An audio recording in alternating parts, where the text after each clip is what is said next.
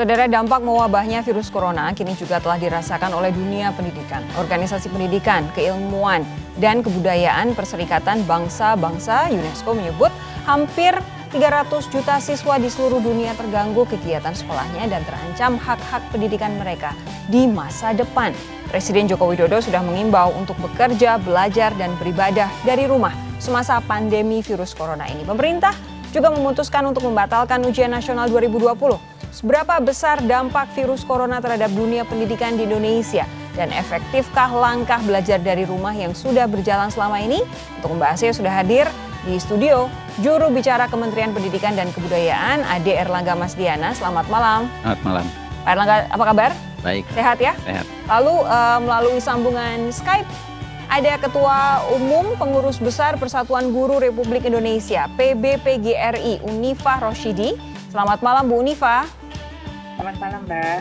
Dan psikolog pendidikan anak Novita Tandri. Mbak Novita, selamat malam. Selamat malam Mbak Sofi. Saya mau bertanya terlebih dulu sama Bu Unifah deh. Bu Unifah, sampai saat ini sudah beberapa pekan dilakukan belajar dari rumah. Dari para guru, apa yang kemudian disampaikan atau dicurhatkan kepada Anda Bu Unifah? Iya, terima kasih Mbak. Ini memang sesuatu yang tidak pernah kita duga sebelumnya dan sekaligus kita ambil sesuatu yang positifnya saja bahwa ini adalah satu pelajaran penting bahwa kita memang harus menyiapkan diri dalam kondisi apapun. Para guru memang curhat bagaimana kesulitan untuk menyampaikan karena ada dua golongan ya. Mereka yang memang sudah literate dengan aplikasi ke aplikasi dan memang fasilitasnya tersedia. Ada yang memang baru kaget-kaget karena kebiasaan belajar mengajar di depan kelas dan sambungannya tidak ada. Itulah mereka yang selalu dicurhatkan dan mereka sebenarnya sangat tertekan ketika banyak pihak mengatakan bahwa guru itu kok hanya bisa memberi tugas gitu. Jadi membuat stres. Oleh karena itu PGRI bersama beberapa yang lain menciptakan apa yang kita sebut sebagai relawan tanggap corona untuk membantu para guru-guru sebenarnya baik yang online dan offline. Sebenarnya ada dua jenis ya, dua-duanya membutuhkan kreativitas karena kita belum bisa tersambung ke seluruh daerah di seluruh Indonesia. Jadi offline dan online kita mencoba membantu memberikan sebuah cara. Sebenarnya hari ini guru itu berubah dari kebiasaan memberikan secara konten kepada proses. Dan inilah kami berikan dari curhatan para guru. Kami mencoba bergerak ke arah proses. Bagaimana proses ini bisa menjadi bagian yang sangat menarik, baik bagi guru, orang tua maupun siswa. Bu Unifah, begini, tadi sempat Anda singgung ada berat hati begitu dari para guru yang dituduh dalam tanda kutip memberikan PR yang terlalu banyak. Tapi apakah memang kenyataannya seperti ini? Ada beberapa orang tua yang kemudian mengeluhkan karena gurunya tidak terbiasa dengan memberikan pelajaran secara online, akhirnya memilih jalan pintas untuk kemudian ya sudah diberi PR saja anak didiknya. Tapi kenyataannya seperti itu atau tidak? Ya, ada yang seperti itu, ada juga yang sebenarnya tidak, karena mereka kan tidak pernah membayangkan sekian lama. Jadi para guru itu ada problem juga, problem terhadap dirinya karena sangat kaget dengan perubahan yang begitu mendadak dan kemudian tidak terbiasa, termasuk pelatihan-pelatihan sekaligus juga ini catatan bagi Kemdikbud bahwa selama ini selalu berbasis konten. Tiba-tiba konten ya, tidak proses. Tiba-tiba sekian lama kemudian para guru melakukan adaptasi sebenarnya. Adaptasi yang mereka lakukan adalah ini kesempatan bagaimana satu mata pelajaran ya dapat diberikan untuk waktu 1 bulan. Jadi sehingga di situ proses perkembangan siswa yang akan dilihat dari waktu ke waktu melalui monitoring, melalui pertemuan sesekali. Ya, di tempat lain ada karena yang tidak ada jaringan. Jangan selalu kita yang berpikir jaringan. Jadi dengan cara-cara seperti itu sebenarnya untuk menghindari, tapi persoalannya sampai sejauh mana karena ini 28 juta siswa. Jadi kami juga berharap bahwa jaringan internet bisa masuk ke sekolah yang sampai saat ini belum 70% masuk ke sekolah. Ya, terbayang sama saya soal jaringan internet ini pasti juga jadi permasalahan. Bu Unifa, sebentar ya, saya ingin menyapa Ibu Ella Safitri, salah satu orang tua murid yang tinggal di Jakarta. Selamat malam, Bu Ella. Halo, selamat malam, Mbak.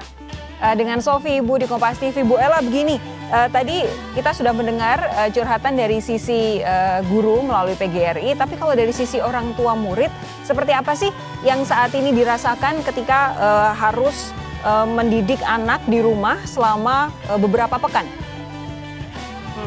Kalau dari sisi parents ya, Mbak, apalagi saya kebetulan salah satu orang tua murid dari salah satu sekolah swasta.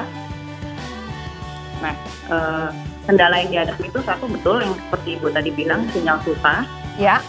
Jadi ada kalanya di mana kita sudah standby semua, tiba-tiba gurunya nggak bisa. Oke, padahal Anda di Jakarta ya? Ada Jakarta juga, betul. Oke. Nah, kedua, mungkin kalau karena kebetulan aku kan, saya kan kerja gitu ya. Kalau kerja kan artinya bukan liburan gitu.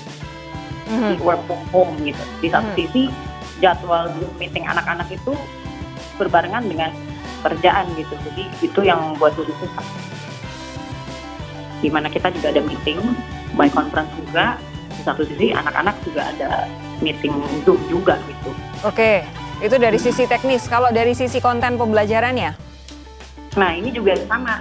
Jadi karena kita mungkin nggak pernah sehari-hari ngecek, maksudnya ngelihat bagaimana proses pembelajaran anak-anak tiap harinya gitu ya. Jadi kita rasanya worksheet yang dikasih itu kayaknya banyak gitu. Belum lagi homeworknya, belum lagi ada kuis online juga gitu. Nah, ini yang kita jadi kayak mesti nge-list down apa-apa aja yang pending, walaupun memang dikasih waktu 1 minggu ke depan gitu. Tapi begini, ini kan kalau belajar di rumah, entah itu kemudian belajar secara online dengan guru atau tidak, peran orang tua itu pasti akan sangat besar. Anak-anak pasti minta tolong sama orang tuanya untuk tugas-tugas. Atau ada juga kemudian yang dipasrahkan oleh guru kepada orang tua karena memang anak hanya bisa ada di rumah. Ada kesulitan apa tidak untuk orang tua di sini, Mbak Ella? Ya itu dia tadi. Karena kebetulan mungkin karena saya kerja gitu ya, jadi harus dampingin setiap saat gitu, Mbak. Nggak bisa ditinggal anaknya gitu. Itu menurut Anda sulit? Ya agak sulit ya, karena memang satu sisi kan harus standby juga di yang office juga gitu. Kesulitannya sebenarnya lebih ke arah mana, Mbak Ella? Apakah karena Anda juga harus bekerja sehingga tidak ada waktu, atau memang karena tidak terbiasa dengan pola pengajaran yang online seperti ini? Betul. Itu jet lag banget mungkin karena nggak terbiasa juga. Oke. Tapi sama juga Mbak, kalau misalkan kayak ibu rumah tangga juga saya kebayang sih, misalnya dia nggak punya ART gitu ya.